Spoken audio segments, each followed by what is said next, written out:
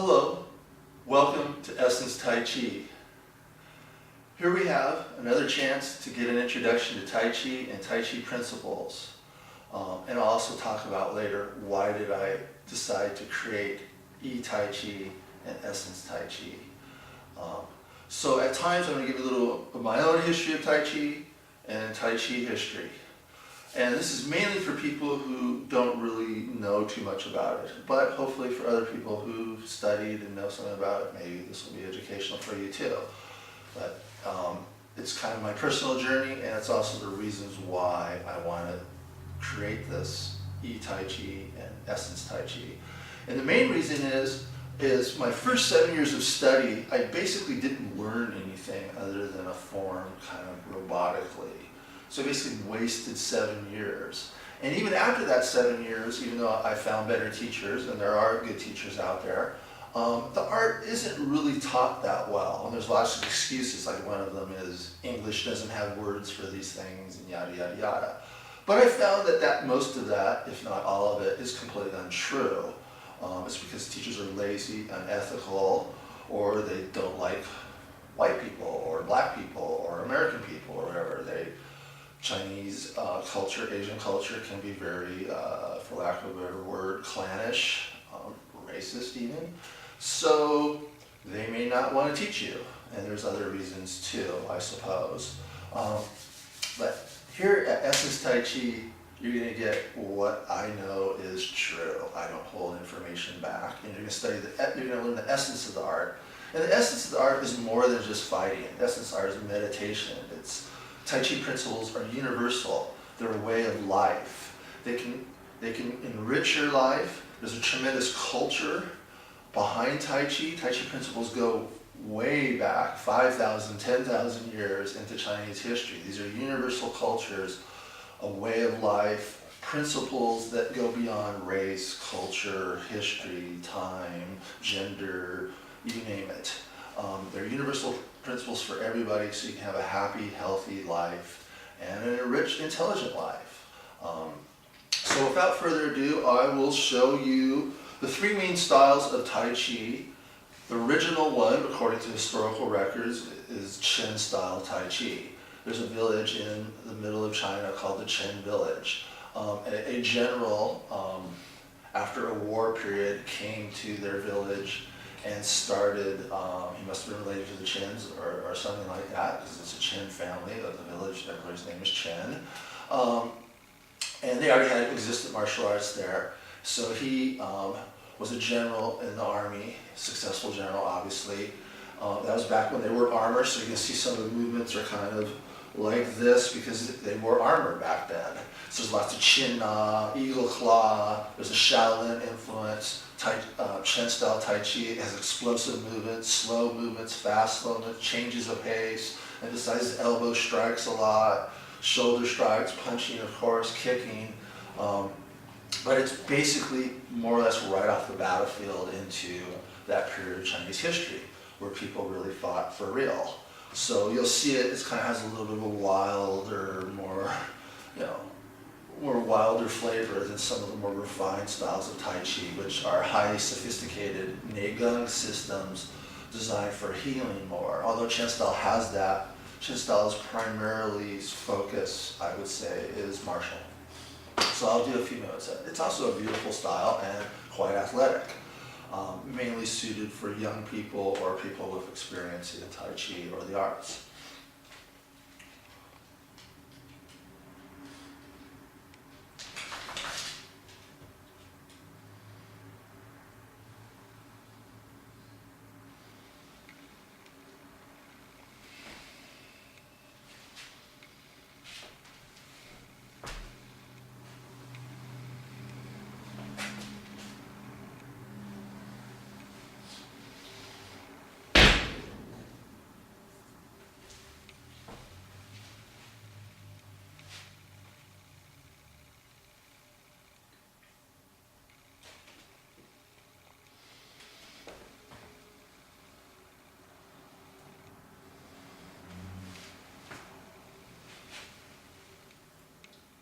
So you have big circular movements, imitates water, waves of water hanging.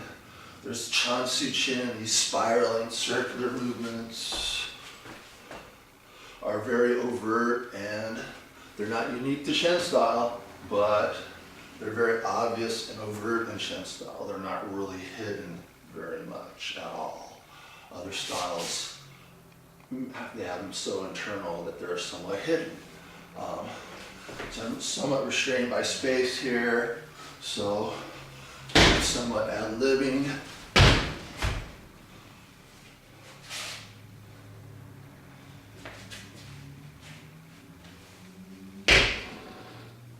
That's a taste of the form. So, what are the characteristics of Chen style, for instance? Gone over them already, but spiraling, twisting, coiling, changes of pace, circles big, little, even small, simultaneous strikes and blocks. So offense and defense is, like all Tai Chi styles, they're not 1, 2, 3s. Anywhere in a movement, you can flow from offense to defense from a neutral position and change into your grab, your throw, your strike, etc.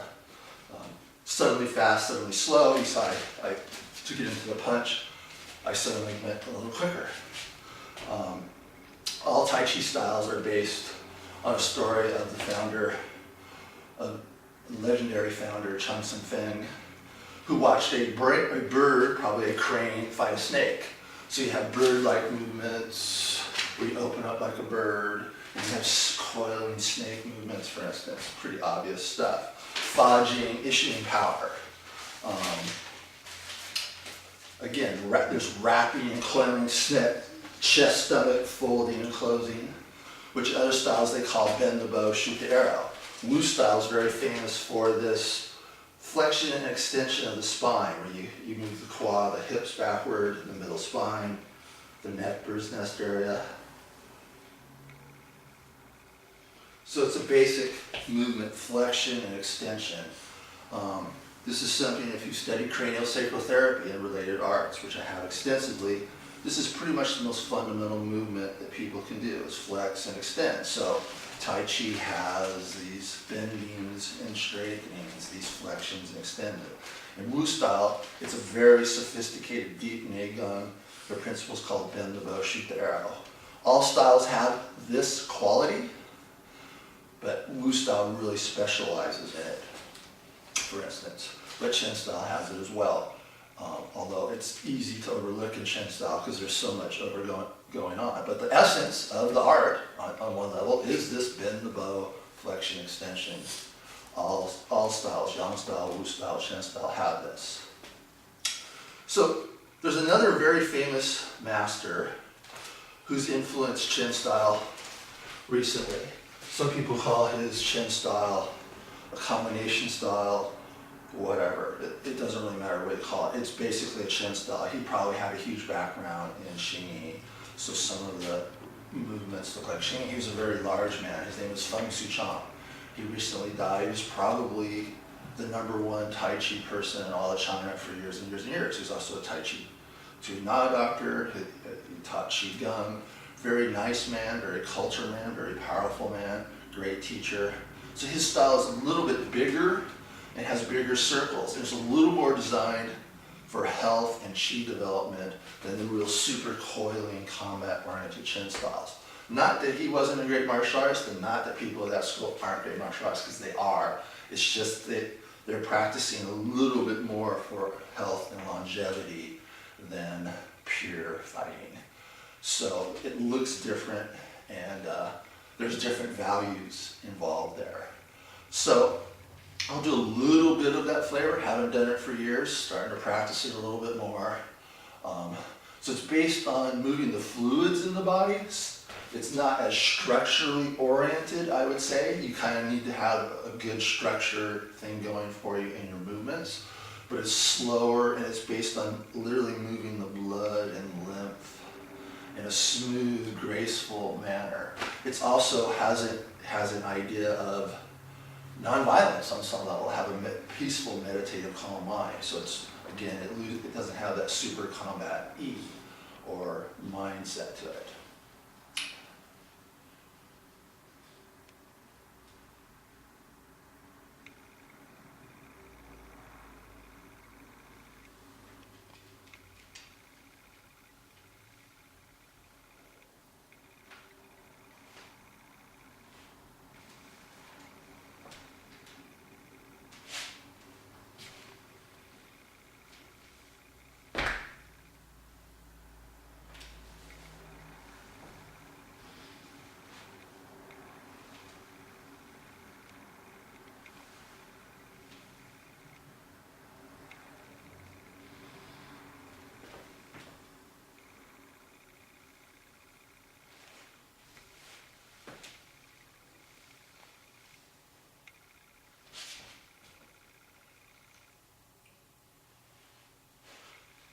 Excuse me.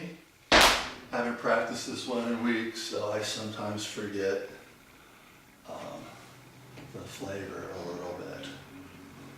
But actually I should be practicing this one more than I have, because it's at my age.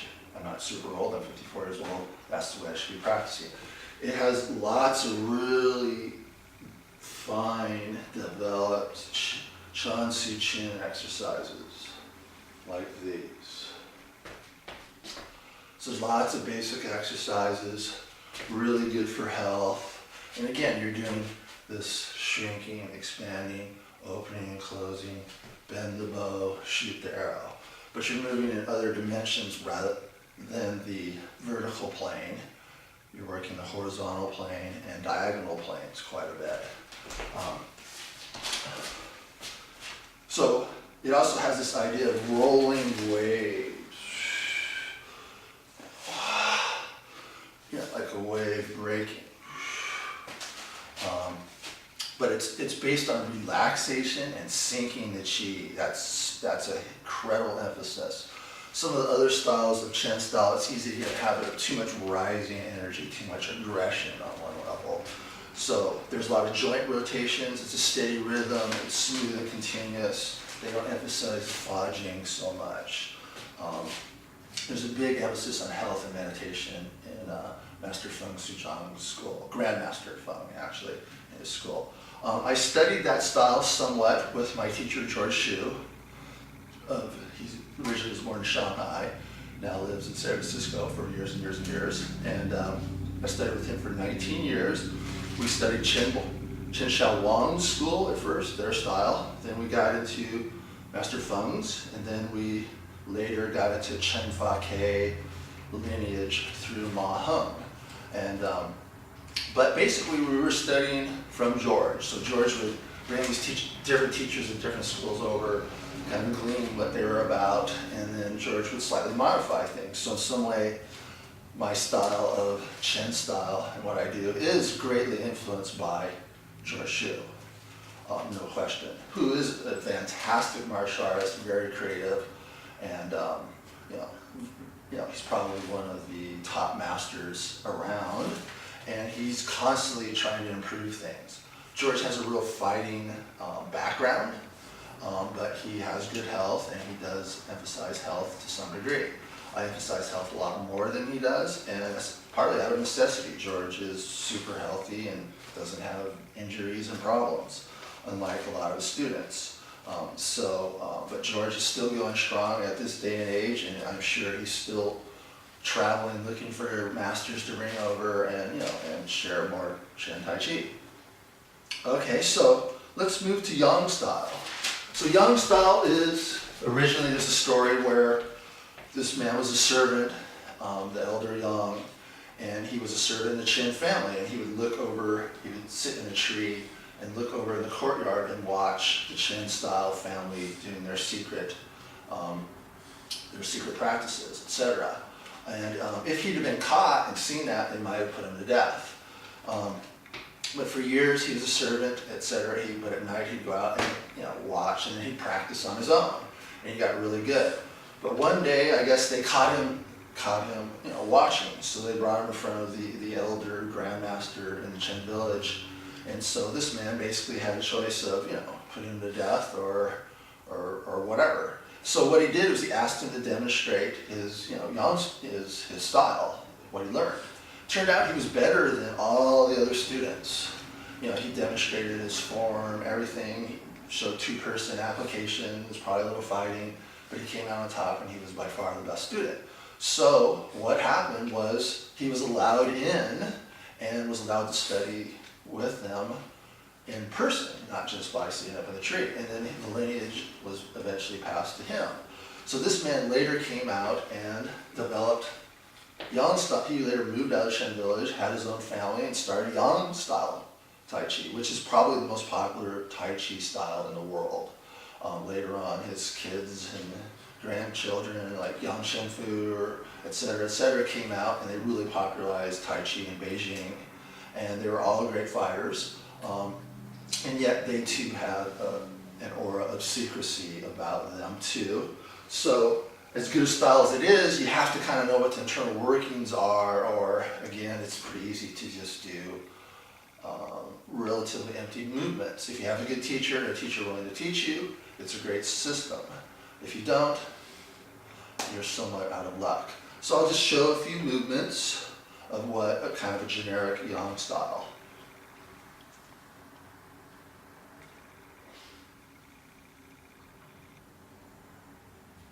So this is like all styles have this basic opening, somewhat similar.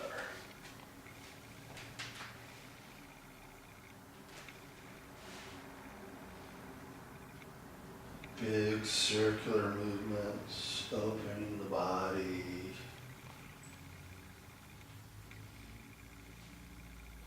Circulates qi.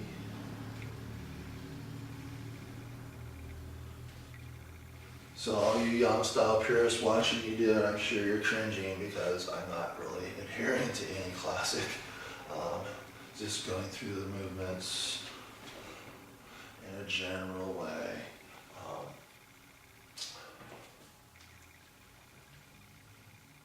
So there's a classic brush knee sequence. I don't have a lot of room, so I need to. So here's just some of those movements. So what does yang style do? Well, one of the things it does is it all these kind of relatively higher movements rather than down low movements open up the mid back and spine. They're very good for spine problems. The movements are done slow and rhythmically, so you can match your breathing with the movement. Like all Tai Chi styles, it has bend the bow, shoot the arrow, bend, shoot the arrow. So we're talking about bend the bow, shoot the arrow. What does that mean? Our spine is the bow, so it bends like a bow. If there was an arrow, we would shoot it out. But we also, in some ways, the bottom of the bow, top of the bow, kind of shoot the arrow too. So it depends on whether you're using that for connecting to the heavens and earth, or an actual overt martial movement where you're striking someone, compressing someone, G, press forward, etc., punching and kicking. The principles Peng Lu Jian are all Tai Chi styles have them, and I'll go into that later. But basically, instead of saying a punch, this movement would be G, because you're pressing forward. This movement would be on, pressing downward.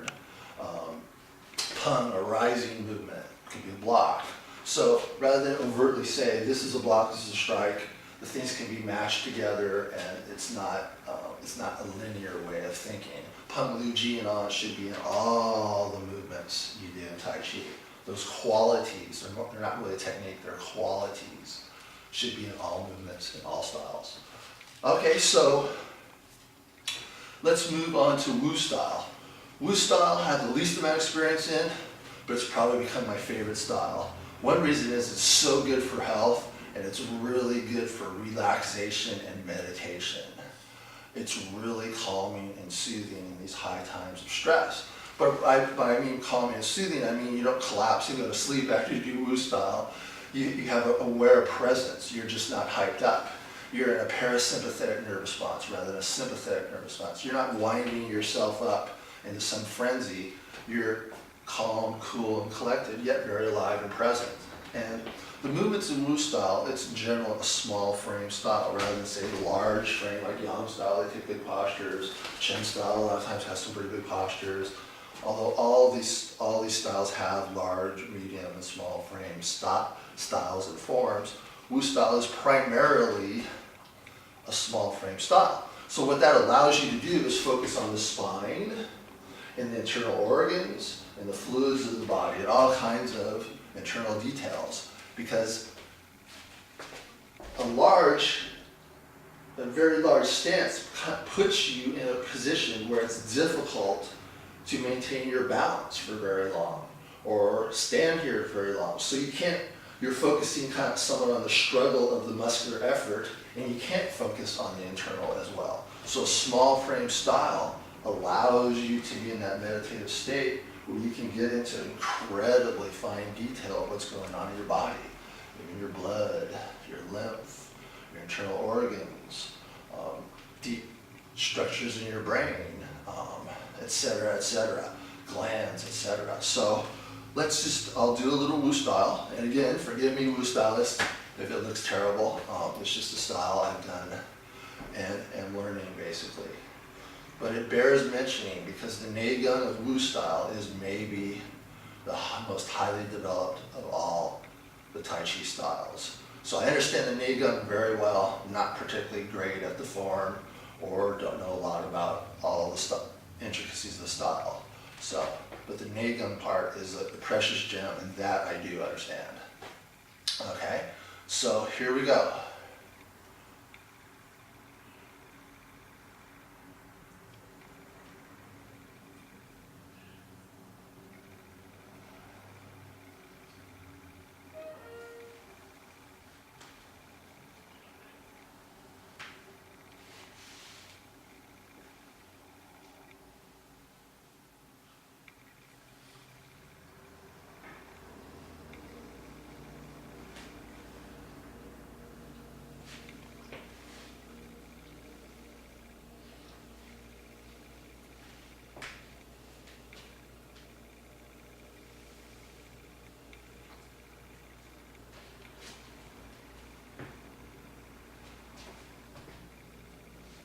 So there's some brush knees.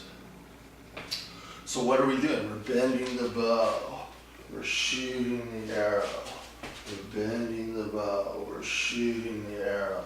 Bending the bow, shooting the arrow. We're bending and stretching. All Tai Chi styles do this. Wu style really focuses on it. What does that do? That gently opens the blood vessels and muscles and pumps your blood and lymph without straining your heart. It moves synovial fluid in the joints. It moves cerebral spinal fluid up and down the spine. It allows you to sink your chi and relax, feel supported by the earth. It allows you to extend your spine and feel the heaven's energy. Those are just some of the benefits of this system and this style. So, a lot of these things, a lot of the Tai Chi principles I learned from Master George Hsu. I was a student for 19 years, including living in his house for 4 years. So I was, to say the least, an indoor student. George encouraged me to study anything, physiology, anatomy, sciences, etc., mathematics, physics, which he has a degree in mathematics. George also wrote in a journal every day. After a few years, I started writing in a journal every day, and I've got a whole compilation of journals. When he found that out, he encouraged me to do that, and he even insisted his other students start to do that, because basically his teachers did things like that. And basically, if you don't, according to George, live Tai Chi, you're not going to get as many benefits from it. And so as a student who was doing that, he really encouraged me to do that. So in some ways, George was traditional, in other ways, very innovative and allowed for a lot of creativity, which some other teachers have criticized me for, but hey, I'm an American and that's what I do. And I feel that we have the opportunity to take the best of everything and maybe even create our own thing. So that's why I started Tai Chi. So what is E? E is intelligence. It's sometimes strictly defined in martial arts as mind intent. And that makes sense in martial arts for sure. But E is more than that. Almost any Chinese word has at least 7 different meanings ultimately. And within the arts, there could be like a beginning level meaning, then a middle, intermediate level meaning, and then advanced, and then even more advanced level meanings. So to me, E is our mind's attention that leads us into awareness, into the natural state. It also connotes intelligence. So we want to be very, very intelligent. Tai Chi in some ways is criticized by other arts as being overly intellectual. A lot of martial artists are, shall we say, rough people, and they look down on intellectuals. One of the things that Tai Chi kind of puts out is, it is an intellectual art. It is based on intelligence. That's why they say Tai Chi can be superior to other arts. So there's this debate here. So I would put myself in the class more of the intellectual class, ultimately. Although I've worked out and been parts of schools where we had the rough street fighting thing going on too. But ultimately, Tai Chi is fundamentally about, and Tai Chi principles is fundamentally about Chinese culture and how they come up with ways to live through war and famine and all the historical things for thousands of years, and that wisdom is how to take care of our own nervous system, our own brain. And also ultimately we learn how to relate to other people in a harmonious, nonviolent manner. So Tai Chi is by its nature nonviolent, even though it very clearly is a martial art as well.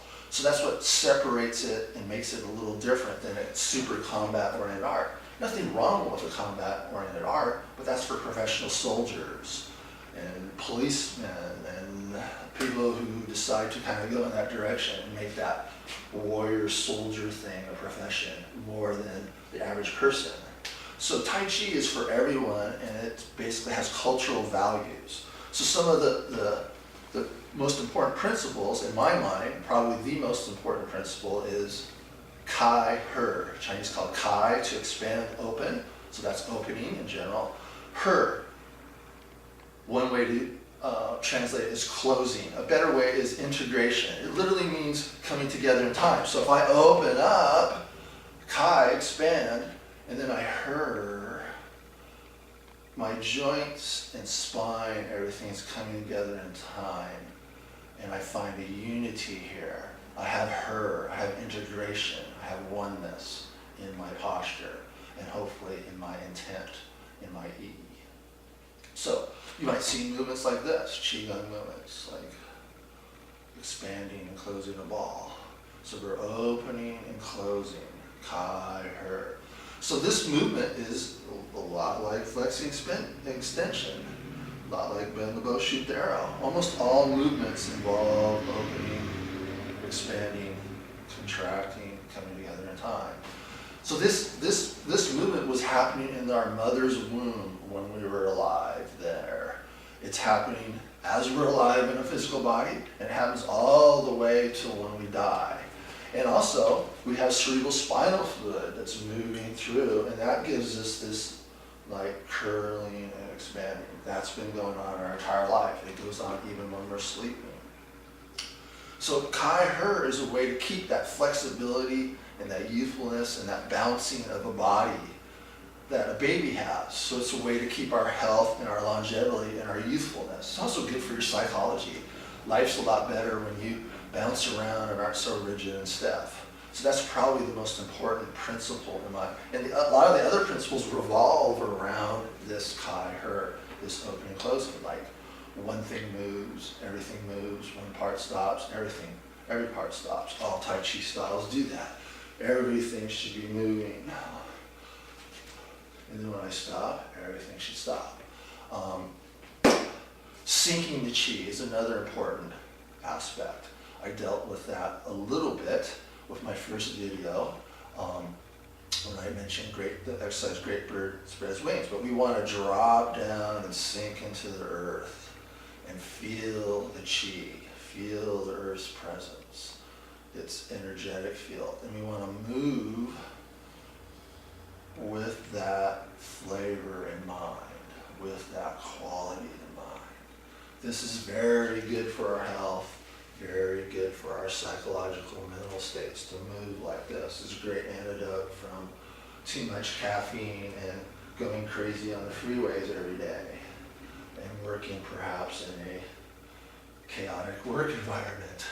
This soothes us down, this releases our nerves, this brings us back to the natural state. That's another important quality that needs to be brought into the picture. Practicing slow and soft is another quality of Tai Chi. That's especially good for older people, but it's really good for your nerves, and it allows your body to heal. So sometimes Tai Chi is criticized as being an old person's art. I say let's embrace it. The wisdom of old age is often superior to youth. Youth is wonderful, but we all know as we look back, sometimes youth has its excesses and does a lot of dumb things. So And I think this wisdom from an older culture for old people, it's not just for old people, but by old people, has something to give our young culture, our perhaps overly worshiping youth culture as well. Look at the Hollywood, scene, and look at the suffering that goes on with some of those people. Perhaps there is a better way. And I think Taoism and a lot of Chinese philosophy does offer that. So again, the Tai Chi principles are deep and profound. That's what Tai Chi is about. That's what Essence Tai Chi is about. So circular movement, free-flowing movement, that's in there too. You name it. This is supposed to be an introduction. I probably talked too long, but this gives you a flavor of what I'm doing and what it's about. So as an intro, hope you like it. Give me some feedback if you like.